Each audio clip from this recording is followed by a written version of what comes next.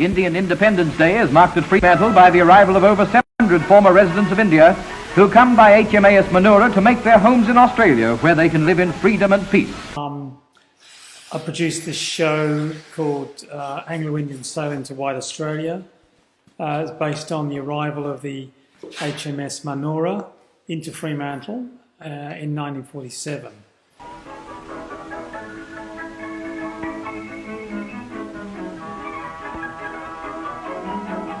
These people have come to our country knowing that hard work and a democratic way of life will pay dividends in terms of happiness and security, while we reap the benefit of urgently needed settlers on our wide open spaces. Hi, I'm Leslie Morgan. I'm an artist and a writer. Of Anglo-Indians, they were the first to actually break the White Australia policy and contest that, inadvertently.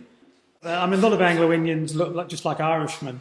And how people looked, of course, when people came in the Manora, their grandfathers may have been English and they dressed in Western clothes and whatever, but they were greeted with hostility because they didn't look white, and especially at the time of White Australia. The emergence of resentment based on fear it's the same kind of arguments that we've had in the past, but in a different context. So we've had Brexit, we've had Trump, this anti-elitism, anti-intellectualism, this sort of brand of right-wing sort of populism that has emerged sort of globally in France, Marie Le Pen as well, about migrants, terrorism, fear of others. So it's in our DNA, if you like.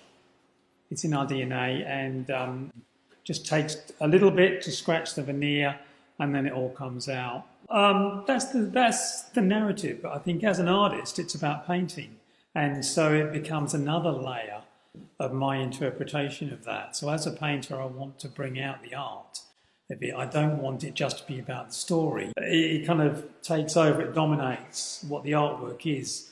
And because my work is always going to be ambiguous because of the ambiguity of the paint as a metaphor for sort of subjectivity, what's there, what isn't there, what's layered, what's collage.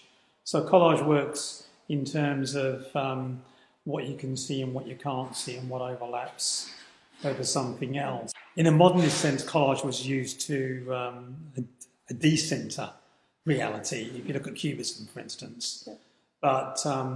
But this kind of collage type painting is used in a different way to centre and to produce meaning. So I think it's about painting and not just illustrating a story.